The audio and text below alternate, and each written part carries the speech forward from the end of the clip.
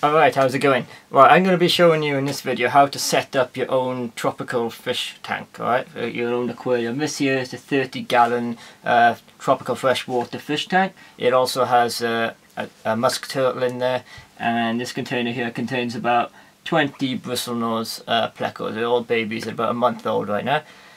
So, when you are thinking about setting up your aquarium, obviously you need to find space in your house. You need to decide where you're going to put it. What size fish tank you're going to get for that space.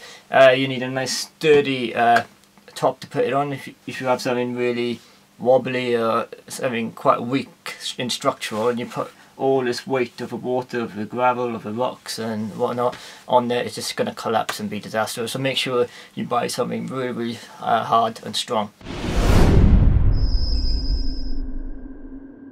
Right, so what I got here is my 40 litre, I think it is, a little aquarium. I don't really use it. It's more of a nursing tank, so any of my fish in my room get ill or need to be separated for whatever reason, I'll move them into a tank like this. So I'm going to use this as an example of how I start to set up an aquarium. The first thing you're going to do is, when you get your tank, whether it's second hand or you bought it brand new, you're going to want to clean it as much as you can. Get the hose pipe in there, blast it with a hose pipe, clean every corner, every nook and cranny of the fish tank. Yeah, don't use any washing up liquid or any other chemicals like that, which might be harmful for fish afterwards. Just make sure you use warm water and give it a good clean with a sponge or brush or whatever. The next thing you're going to want to do is get your substrate. So in here I have gravel in here. It's not too fine, it's not too big, it's just the right kind of gravel. What colour you have is up to you, or if you want to add anything else into it. I got this lighter colour because it was given to me for free, so I can't complain about that really. So the way I've done it, I filled the gravel up to about 1 inch, 2 inches from the bottom, and at the back it's a bit higher, and that's about 3-4 inches at the back.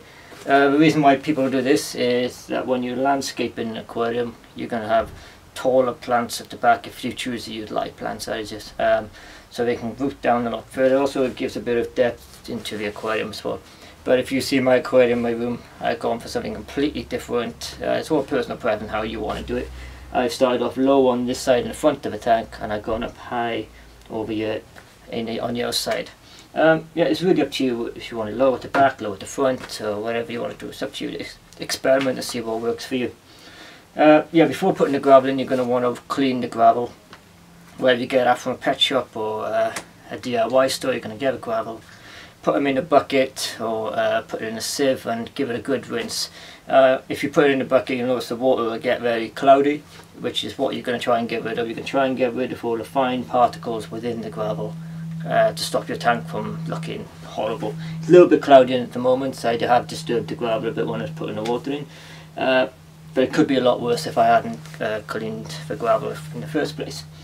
After you put the gravel in, you're happy with that, you're going to fill the water up to about a third of the way to the top, just under halfway really, and this is when you'll start adding your filter, your heater, and any decorations or plants you want. You're going to start putting them in, rearrange how they look. You want to do that before you fill the tank all the way, because obviously if you fill the tank all the way and then add all the stuff, the water's going to start overflowing and it's going to get quite messy. So it's a lot easier for you to rearrange things when the water's quite low.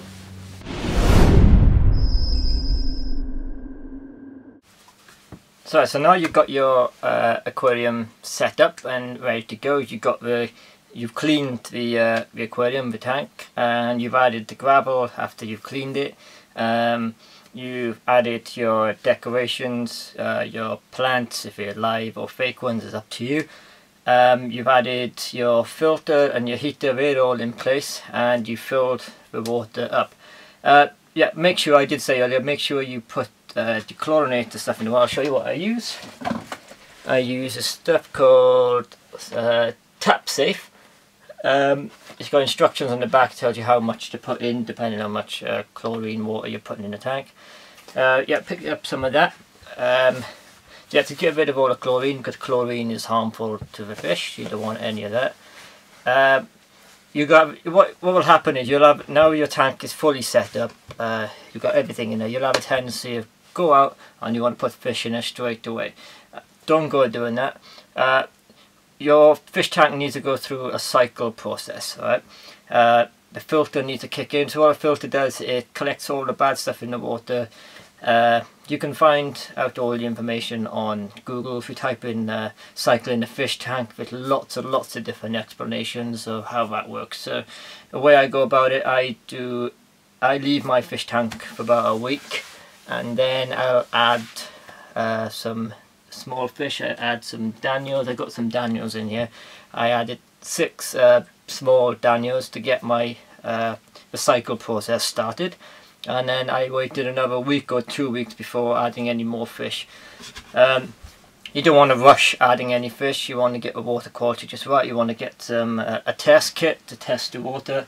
In my box up there I got a test strip, so I put it in the water and I compare it with a chart, and it tells me if it's too much ammonia, nitrite, so whatever else is wrong with water. So you want to keep an eye on that, check every week, because if anything does happen, if anything does go wrong in your tank, you can't see that.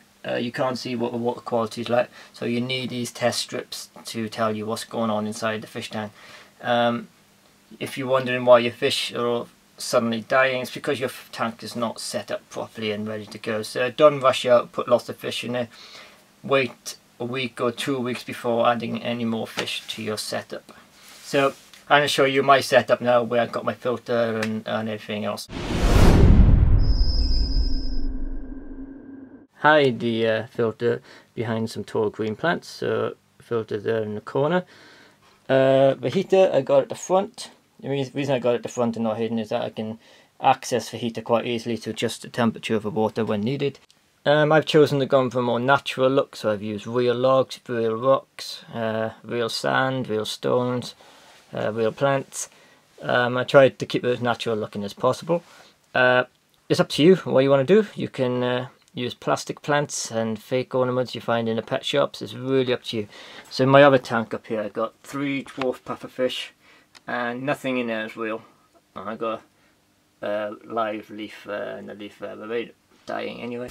Yeah, again, heater in the corners in the front, so I can adjust the temperature, thermometer and stuff here, and the filter at the back.